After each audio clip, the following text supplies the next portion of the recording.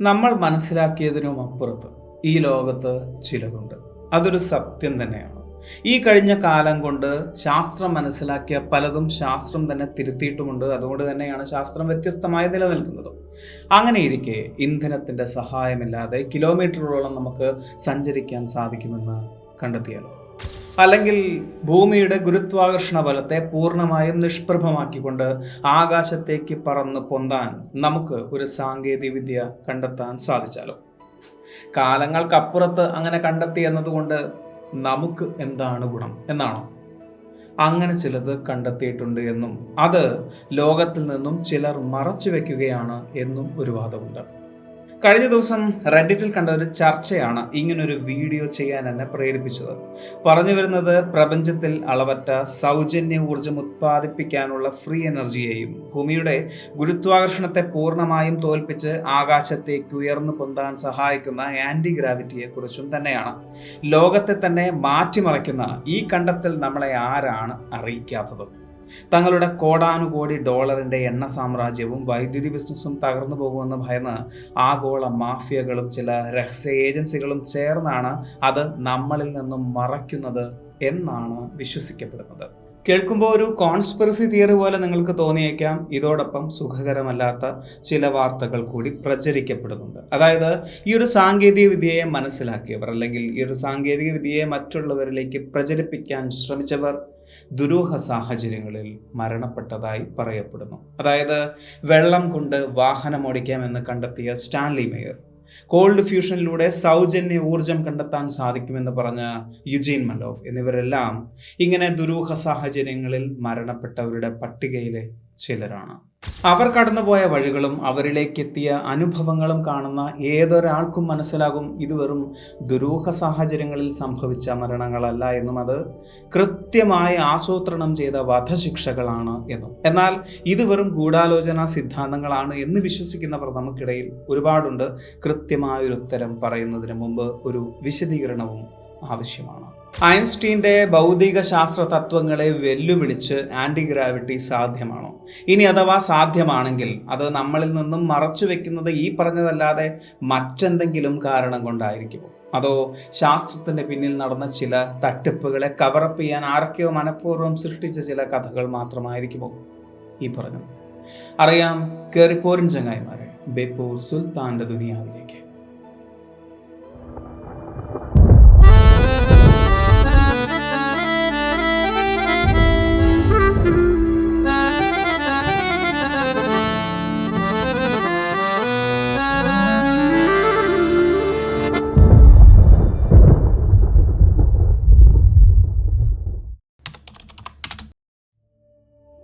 നമുക്കാദ്യം സ്റ്റാൻലി മേയറിൻ്റെ കേസിലേക്ക് പോകാം. 1998 മാർച്ച് 20 ഒഹായോയിലെ ഒരു റെസ്റ്റോറൻറ്റിൽ ക്രാൻബെറി ജ്യൂസ് കുടിച്ചുകൊണ്ടിരിക്കുകയായിരുന്നു അദ്ദേഹം. അവിടെ വെച്ച് ഉറക്ക നിലവിളിച്ചുകൊണ്ട് റെസ്റ്റോറൻറ്റിന് പുറത്തേക്ക് ഓടി അദ്ദേഹം അവിടെ മരിച്ചു വീഴുകയായിരുന്നു.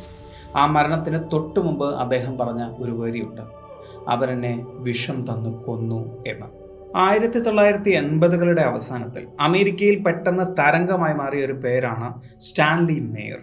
താൻ വികസിപ്പിച്ചെടുത്ത ഒരു പ്രത്യേക സാങ്കേതിക വിദ്യ വഴി ഒരു തുള്ളി പെട്രോളോ ഡീസലോ ഇല്ലാതെ വെറും സാധാരണ വെള്ളം മാത്രം ഇന്ധനമാക്കി ഓടുന്ന ഒരു കാർ നിർമ്മിച്ചു എന്നായിരുന്നു അദ്ദേഹത്തിൻ്റെ അവകാശവാദം. വാട്ടർ ഫ്യൂൽ സെൽ എന്നായിരുന്നു ഈ സിസ്റ്റത്തിന് അദ്ദേഹം നൽകിയ പേര്. സാധാരണയായി വെള്ളത്തിലൂടെ വൈദ്യുതി കടത്തിവിടുമ്പോൾ ജലം ഹൈഡ്രജനും ഓക്സിജനുമായി വിഘടിക്കും. ഇലക്ട്രോളിസിസ്, ഹൈഡ്രജൻ കത്തിച്ച് എൻജിൻ പ്രവർത്തിപ്പിക്കാം. എന്നാൽ സാധാരണ ഇലക്ട്രോളിസിസിന് വളരെ ഉയർന്ന അളവിൽ വൈദ്യുതി ആവശ്യമാണ്. ഇവിടെയാണ് മേയർ തൻ്റെ അവകാശവാദം ഉന്നയിക്കുന്നത്. വളരെ കുറഞ്ഞ ഊർജ്ജം ഉപയോഗിച്ച് വെള്ളത്തെ തക്ഷണം വിഘടിപ്പിക്കാൻ തനിക്കറിയാമെന്നും അതിലൂടെ ലഭിക്കുന്ന ഹൈഡ്രജൻ വെച്ച് കാറ് അനന്തമായി ഓടിക്കാൻ സാധിക്കും എന്നും. അതായത് ഉള്ളിലേക്ക് നൽകുന്ന ഊർജത്തെക്കാൾ കൂടുതൽ ഊർജം പുറത്തേക്ക് തരുന്നൊരു അത്ഭുത യന്ത്രം. ശാസ്ത്രീയമായി നോക്കിയാൽ ഇതൊരിക്കലും സംഭവിക്കാൻ സാധ്യതയില്ലാത്ത ഒന്നാണ്. ഭൗതിക ശാസ്ത്രത്തിലെ ഏറ്റവും പ്രധാനപ്പെട്ട തെർമോഡൈനാമിക്സ് ഒന്നാമത്തെ നിയമം അനുസരിച്ച് ഊർജത്തെ പുതുതായി സൃഷ്ടിക്കാനോ നശിപ്പിക്കാനോ കഴിയില്ല. Energy cannot be created nor B destroyed. നൽകുന്ന ഊർജത്തെക്കാൾ കൂടുതലായി ഇന്ധനം ഒരു സിസ്റ്റത്തിനും ഉണ്ടാക്കാൻ കഴിയില്ല. റെസ്റ്റോറൻറ്റിൽ ജ്യൂസ് കുടിച്ചുകൊണ്ടിരുന്ന പ്രശസ്തനായ ഒരു ഗവേഷകൻ അവിടെ നിന്നും പരവേശത്തോടെ ഇറങ്ങി ഓടുകയും മരണപ്പെടുകയും ചെയ്യുന്നു. അയാൾ അവസാനമായി പറഞ്ഞത് തനിക്കാരോ വിഷം തന്നു എന്നാണ്. സ്വാഭാവികമായും അതിന് പിന്നിൽ അദ്ദേഹത്തിൻ്റെ കണ്ടെത്തലായിരിക്കാമെന്നും ആ കണ്ടെത്തൽ പുറം ലോകം അറിയാതിരിക്കാൻ ആരോ അദ്ദേഹത്തെ മനഃപൂർവ്വം വിഷം നൽകി കൊന്നതാണെന്നും ഒരു വലിയ സമൂഹം വിശ്വസിച്ചിരുന്നു. എന്നാൽ മേയറുടെ ശരീരത്തിലോ രക്തത്തിലോ ഒന്നും തന്നെ വിഷാംശം കണ്ടെത്തിയിട്ടുണ്ടായിരുന്നില്ല. അദ്ദേഹത്തിൻ്റെ മരണകാരണമായി പറയപ്പെടുന്നത് അതികഠിനമായ രക്തസമ്മർദ്ദം മൂലം അദ്ദേഹത്തിൻ്റെ തലച്ചോറിലെ രക്തധമനി പൊട്ടിയിട്ടുണ്ടായ മാസീവ് ബ്രെയിൻ അന്യൂറിസം എന്ന് പറയുന്ന അവസ്ഥയാണ്. അപ്പോഴും ഒരു ചോദ്യം നിലനിൽക്കുന്നു. അങ്ങനെയെങ്കിൽ റെസ്റ്റോറൻറ്റിൽ നിന്നും ഇറങ്ങി ഓടിയ ആ മനുഷ്യൻ എന്തുകൊണ്ടാണ് തനിക്കവർ വിഷം തന്നു എന്ന് പറഞ്ഞത്? അത് വിശദീകരിക്കപ്പെടുന്നത് ഇങ്ങനെയാണ്. അതികഠിനമായ തലവേദന മൂലം റെസ്റ്റോറൻറ്റിൽ നിന്നും ജ്യൂസ് കഴിച്ച അദ്ദേഹം കരുതി അദ്ദേഹത്തെ അവർ വിഷം കൊടുത്ത് കൊല്ലാൻ ശ്രമിച്ചു എന്ന്. അതുകൊണ്ട് തന്നെ ആയിരിക്കാം അദ്ദേഹം അങ്ങനെ വിളിച്ചു പറഞ്ഞതും. അദ്ദേഹത്തിൻ്റെ ശരീരത്തിലോ രക്തത്തിലോ എവിടെയും വിഷാംശം കണ്ടെത്തിയിട്ടില്ല എന്ന് റിപ്പോർട്ടുകൾ പറയുന്നു. ഇനി അത് ആരെങ്കിലും ഫാബ്രിക്കേറ്റ് ചെയ്തതാണോ എന്ന് നമുക്ക് ഉറപ്പിച്ച് പറയാൻ കഴിയില്ല. 1996 ഫേക്ക് കൗണ്ടി കോടതിയിൽ 2 നിക്ഷേപകർ ഇദ്ദേഹത്തിനെതിരെ പരാതി നൽകിയതായി പറയപ്പെടുന്നുണ്ട്. ആ പരാതിയിൽ കോടതി 2 വിദഗ്ധരായ ശാസ്ത്രജ്ഞന്മാരെ നിയോഗിക്കുകയും ചെയ്തിരുന്നു. ആ അന്വേഷണത്തിൽ കണ്ടെത്തിയത് ഇദ്ദേഹത്തിൻ്റെ അവകാശവാദങ്ങളെല്ലാം വെറും തട്ടിപ്പ് മാത്രമായിരുന്നു എന്നും ശാസ്ത്രത്തിൻ്റെ മറവിൽ ഇദ്ദേഹം ചില സാമ്പത്തിക തട്ടിപ്പുകൾ നടത്തിയതായും പറയപ്പെടുന്നു. കോൺസ്പിറസി തിയറിസ്റ്റുകൾ പറയുന്ന അനുസരിച്ച് ഫ്രീ എനർജി കണ്ടെത്തിയത് കൊണ്ട് ഇദ്ദേഹത്തെ ചില നിഗൂഢ സംഘങ്ങൾ വിഷം നൽകി കൊന്നതാണ് എന്നാണ്. എന്നാൽ അതിന് പിന്നിലുള്ള റിയാലിറ്റി ഞാൻ ഈ പറഞ്ഞതാണ്. കോൾഡ് ഫ്യൂഷൻ ഗവേഷകനായ യുജീൻ മലോവിൻ്റെ മരണമാണ് അടുത്തതായി ചർച്ച ചെയ്യപ്പെടുന്നത്. US എയ്റോസ്പേസ് എഞ്ചിനീയറും സയൻസ് എഴുത്തുകാരനുമായിരുന്നു യുജീൻ മലോവ്. കോൾഡ് ഫ്യൂഷൻ, അതായത് സാധാരണ ഊഷ്മാവിലെ അണുകേന്ദ്രങ്ങളെ സംയോജിപ്പിച്ച് കൂടുതൽ ഊർജം സൃഷ്ടിക്കാൻ സാധിക്കും എന്നതായിരുന്നു അദ്ദേഹത്തിൻ്റെ കണ്ടെത്തൽ. കോൾഡ് ഫ്യൂഷനെ ശാസ്ത്രലോകം പൂർണ്ണമായും തള്ളിക്കളയുകയായിരുന്നു. എന്നാൽ ഇതിനെതിരെ വാദിച്ചുകൊണ്ട് ഇൻഫിനിറ്റി എനർജി എന്നൊരു മാഗസിൻ മെലോ പുറത്തിറക്കി. അദ്ദേഹത്തിൻ്റെ വിശ്വാസപ്രകാരം ഫ്രീ എനർജി എന്ന സാങ്കേതിക വിദ്യയിലൂടെ ലോകത്തിൽ വലിയ വലിയ മാറ്റങ്ങൾ കൊണ്ടുവരുമായിരുന്നു. എന്നാൽ ഈ ഒരു കണ്ടെത്തലാണ് അദ്ദേഹത്തിൻ്റെ കൊലപാതകത്തിലേക്ക് നയിച്ചത് എന്നാണ് ഒരു വലിയ ശതമാനം ആളുകളും വിശ്വസിക്കുന്നത്. 2004 അദ്ദേഹത്തിൻ്റെ കുടുംബ വീടിന് മുമ്പിൽ രക്തത്തിൽ കുളിച്ചു കിടന്ന മെല്ലോവിനെയാണ് ലോകം കാണുന്നത്. 2004 മെയ് 14 മെല്ലോവ് കൊല്ലപ്പെട്ടപ്പോൾ എണ്ണ കമ്പനികളാണ് ഇതിന് പിന്നിലെന്ന് കഥ പറഞ്ഞിരുന്നു. എന്നാൽ കേസ് അന്വേഷിച്ച നോർവിച്ച് പോലീസ് വകുപ്പിന്റെ കണ്ടെത്തൽ മറ്റൊന്നായിരുന്നു. നോർവിച്ചിലുള്ള തൻ്റെ പഴയ വീട്ടിലെ വാടകക്കാരെ ഒഴിപ്പിച്ച ശേഷം അവിടെ വൃത്തിയാക്കാൻ എത്തിയതായിരുന്നു മെല്ലോവ്. അവിടെ വെച്ച് മുൻ വാടകക്കാരനായ ചാഡ് ഗ്രേവിയറും കൂട്ടാളികളും തമ്മിൽ ഒരു വാടക പണത്തെ ചൊല്ലി തർക്കമുണ്ടാവുകയും കവർച്ചാശ്രമത്തിനിടെ മെല്ലോവിനെ അവർ ക്രൂരമായി മർദ്ദിച്ച് കൊലപ്പെടുത്തുകയുമായിരുന്നു. 2014 കണക്റ്റിക്കറ്റ് സുപ്പീരിയർ കോടതി കേസിൽ വിചാരണ പൂർത്തിയാക്കി പ്രതിയായ ചാഡ് ഗ്രേവിയർക്ക് 30 വർഷത്തെ തടവ് ശിക്ഷ നൽകുകയും ചെയ്തു. ഇവിടെ ഒരു രഹസ്യ ഏജൻസിയെയും നമുക്ക് കാണാൻ കഴിയില്ല. ഐൻസ്റ്റീൻ്റെ ജനറൽ റിലേറ്റിവിറ്റി തിയറി പ്രകാരം ഗ്രാവിറ്റി എന്നതൊരു എനർജിയല്ല, മറിച്ച് മാസ് കാരണം സ്പേസ് ടൈമിൽ സംഭവിക്കുന്ന ഒരു കർവേച്ചറാണ്. അതുകൊണ്ട് തന്നെ മാസ് ഉള്ളിടത്ത് ഗുരുത്വാകർഷണത്തെ ഒഴിവാക്കാനും ആൻറ്റി ഗ്രാവിറ്റിയെ ഉണ്ടാക്കാനും സാധ്യമല്ല. ഇന്റർനെറ്റിൽ ലിഫ്റ്റർ എന്ന പേരിൽ ഒരു ആൻറ്റി ഗ്രാവിറ്റി പരീക്ഷണം നമുക്ക് കാണാൻ കഴിയും. ഇവിടെ സംഭവിക്കുന്നത് അയോൺ വിൻഡ് അഥവാ ഇലക്ട്രോ ഹൈഡ്രോ ഡൈനാമിക് ത്രസ്റ്റ് എന്ന് പറയുന്ന ഒരു പ്രതിഭാസം മാത്രമാണ്. അതായത് വോൾട്ടേജ് കൊടുക്കുമ്പോൾ സംഭവിക്കുന്ന ലളിതമായ ഒരു തിയറി. അവിടെ ഗുരുത്വാകർഷണ വിരുദ്ധമായി യാതൊന്നും തന്നെ സംഭവിക്കുന്നുമില്ല.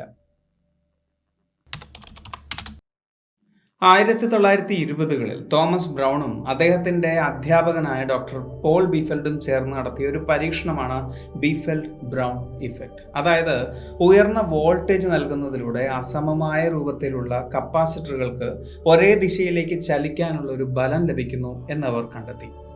ഈ പ്രതിഭാസം ഉപയോഗിച്ച് ഗുരുത്വാകർഷണത്തെ നിഷ്പ്രഭമാക്കാൻ കഴിയുമെന്നും ഇന്ധനമില്ലാതെ ആകാശത്ത് പൊങ്ങി നിൽക്കാൻ കഴിയുന്ന പറക്കും തളികകളെ നിർമ്മിക്കാൻ കഴിയുമെന്നും ബ്രൗൺ വാദിച്ചു. 1950കളിൽ ഇദ്ദേഹം ഇത്തരം ചെറിയ മോഡലുകൾ സൈന്യത്തിന് മുമ്പിൽ പ്രദർശിപ്പിക്കുകയും ചെയ്തിരുന്നതായി പറയപ്പെടുന്നു. കപ്പാസിറ്ററിലേക്ക് 10,000 വോൾട്ട് വൈദ്യുതി കൊടുക്കുമ്പോൾ അതിന് ചുറ്റുമുള്ള വായു തന്മാത്രകൾ അയണീകരിക്കപ്പെടുന്നു.